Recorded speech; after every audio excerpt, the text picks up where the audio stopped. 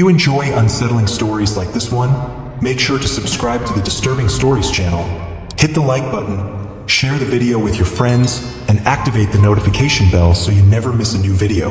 It started about a month after my grandmother's funeral.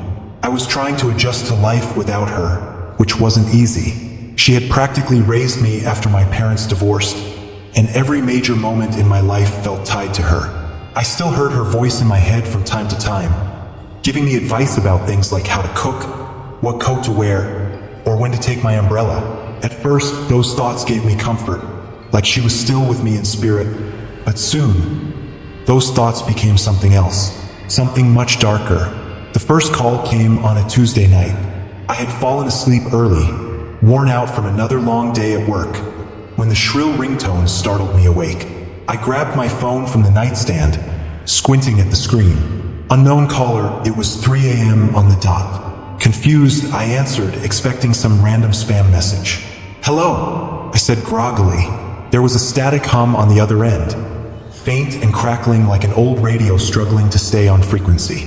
And then I heard it, a voice I thought I would never hear again. "It's so cold here, sweetheart. Can you help me?" My breath caught in my throat. I recognized that voice instantly. It was my grandmother. Her tone was soft, familiar, just as I remembered, but something about it was off. There was a distant sadness in her words, a pleading I had never heard before. My mind raced, trying to rationalize the impossible. She was dead. I had watched them lower her coffin into the ground. This couldn't be real. "Grandma," I whispered, my voice shaking. The line clicked dead before I could say anything else. I sat there for what felt like hours, staring at the black screen of my phone. Sleep was out of the question after that, and I spent the rest of the night searching for any logical explanation. It had to be a prank, right? Maybe someone with a voice similar to hers? But no one outside my family knew how she sounded, especially not the subtle things. The way she dragged out certain words, her slight accent, the warmth behind her voice. The next day, I tried to push the incident out of my mind. I told myself I had dreamed it, maybe a mix of exhaustion and grief playing tricks on me. But deep down, I knew that wasn't true. The voice had been too clear, too specific. And what unsettled me the most was the time. My grandmother always said that 3 a.m., the witching hour, was a time when the veil between the living and the dead was at its thinnest. The second call came the following night. Same time, same number. This time, I hesitated before answering, heart pounding so hard I thought it might burst from my chest. I slid my thumb across the screen, and the voice greeted me immediately. "You have to come. Please, I can't stay here. It's too dark." Her voice was clearer now, less distorted by static, but it carried a sense of urgency that chilled me to the core. I wanted to ask questions. Where was she? How was this even happening? But the words stuck in my throat. Before I could respond, the line cut off again. By the third night, I was terrified but determined to figure out what was happening. I tried calling the number back, but every attempt was met with the same automated message. "This number is not in service." That didn't make sense. If the number didn't exist, how had it called me? I tried blocking it, but the calls kept coming. Always at 3 a.m., always her voice, begging for help. At that point, I decided to dig deeper. I pulled out the phone records, tracing every call I had received since the day of her death.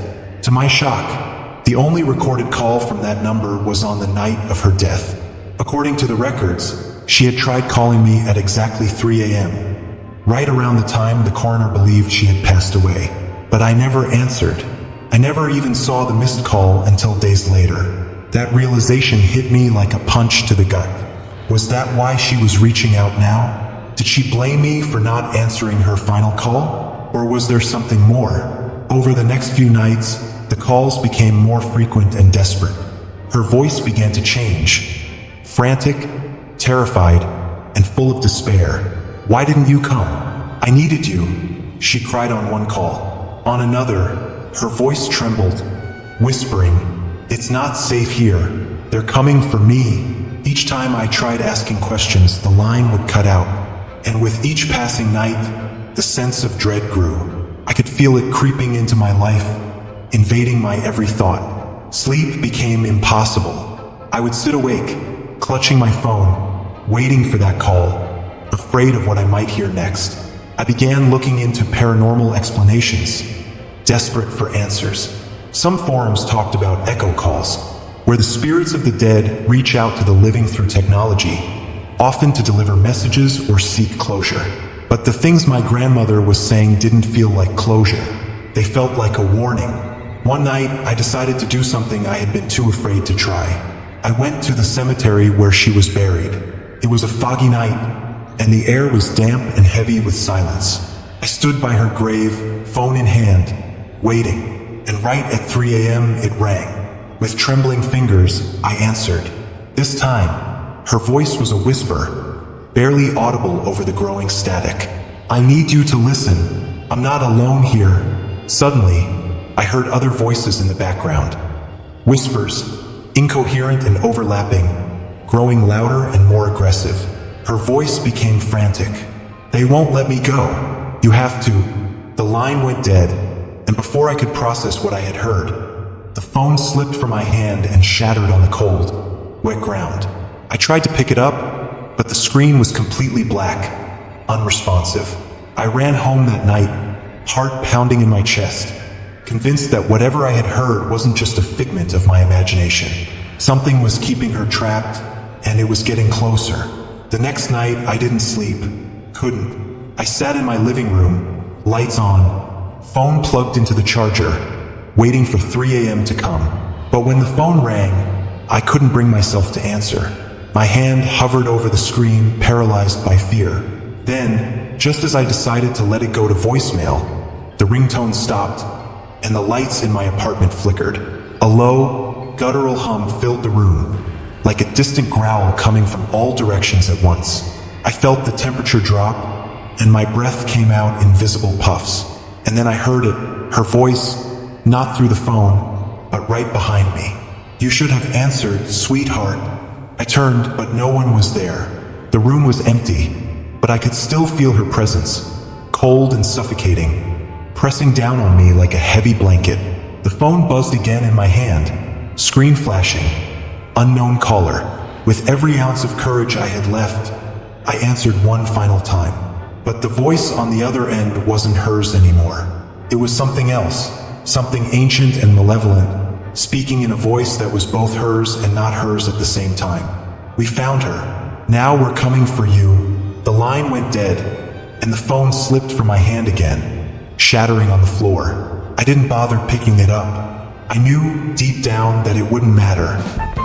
They were already here. If this story gave you chills, make sure to subscribe to Disturbing Stories, hit the like button, share it with your friends, and activate the notification bell. You won't want to miss what's coming next.